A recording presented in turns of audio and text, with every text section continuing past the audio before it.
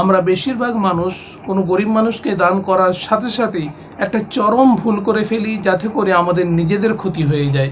আমি সরাসরি কোরআনে কারিমের আয়াত দ্বারাই আমি আপনাদেরকে জিনিসটা বুঝিয়ে বলছি। সূরা দাহার আয়াত নাম্বার 9-এ আল্লাহ সুবহানাহু ওয়া তাআলা বলেছেন, ইন্নামা নুতইমুকুম লিওয়াজহিল্লাহ। মুমিন মানুষের কাজ হবে এটাই, সে যেন বলে যে আমি একমাত্র তোমাদেরকে খাবার দিচ্ছি বা আহার্য দিচ্ছি আল্লাহ সুবহানাহু ওয়া তাআলার সন্তুষ্টি অর্জনের জন্য। লা নুরিদু মিনকুম জাযাআন ওয়ালা শুকুরা। আমার এর জন্য কোনো প্রতিদান দরকার নেই এবং কোনো কৃতজ্ঞতাও আদায় করার প্রয়োজন নেই। প্রতিদান এবং কৃতজ্ঞতা কামনা ছাড়াই আমরা তোমাদেরকে খাবার দান করছি।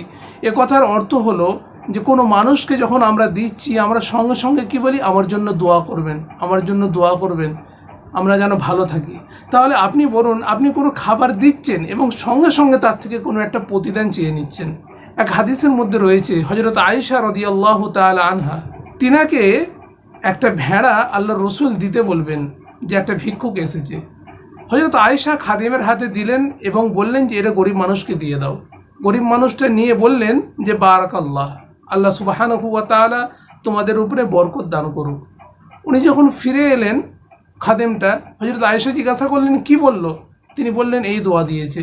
হযরত আয়েশা তিনিও বললেন আল্লাহ সুবহানাহু ওয়া তাআলা তার উপরেও বরকত দান করুন।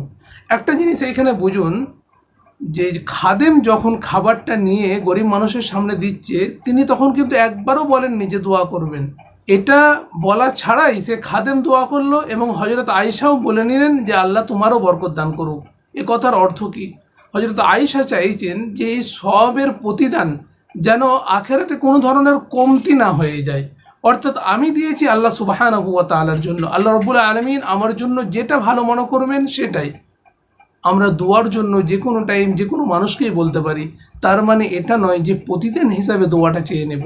আমি আপনাকে আমার বাইকটা দিলাম, তার পরের দিন আবার বলছি ভাই তোমার কাছে 500 টাকা পাওয়া যাবে, আমি তো আমার বাইকটা দিয়েছিলাম, তুমি এটা আমাকে হেল্প করো। অর্থাৎ ঘুরিয়ে পেঁচিয়ে তার থেকে কোনো ধরনের প্রতিদান নিয়ে নেওয়া হচ্ছে। আল্লাহ সুবহানাহু ওয়া তাআলা আমাদের সকলকে এই কাজ থেকে হেফাজত করুন, আমিন।